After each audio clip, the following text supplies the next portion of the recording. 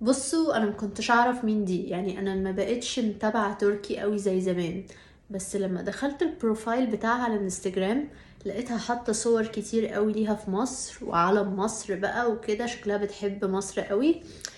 فمش خسارة فيك الفيديو ده. تعالوا نعمل الميك اب بتاعها. طيب مبدئيا هي ما بترسمش حواجبها خالص، هي بتعمل لهم بس لامينيشن، يعني بتسرحهم كده لفوق بأي مسكرة حواجب أو أي جل يعني. اغلب الاتراك ما بيرسموش حواجبهم، بيعتمدوا اكتر على الحواجب الطبيعيه.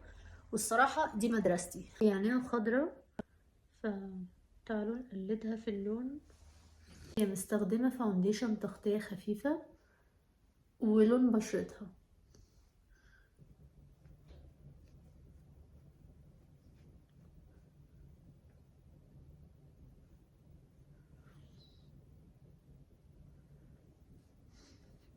كونسيلر فاتح عشان يدي اضاءه.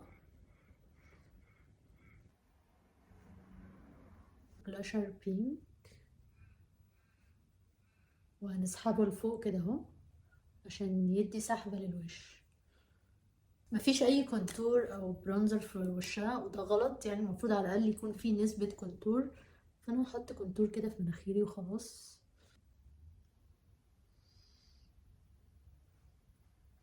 الكونتور الرمادي بيكون مناسب جدا لكونتور الانف. ثبت بالباودر. نثبت البلاشر بالبلاشر الباودر. نجيب اورنج شيد ونوزعها على الجفن كله بفرشة كبيرة. وبلاش اللون الاورنج ده يكون بيجمنت قوي، يعني ما يكونش اورنج فاقع، عايزينه اورنج كده خفيف قريب من التان.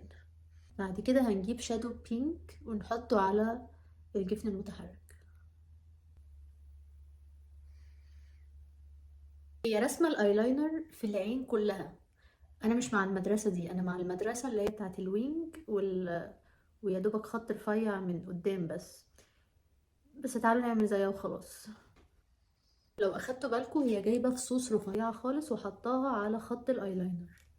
هي حلوة بس لو مشيتي بيها في الشارع هيفتكروكي معمصة. بعد كده هنحط كحل جوه العين ورموش.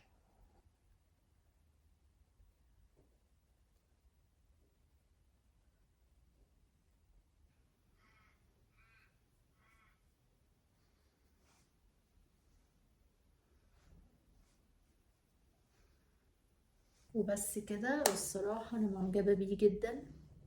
اكتبوا رأيكم في الكومنتات.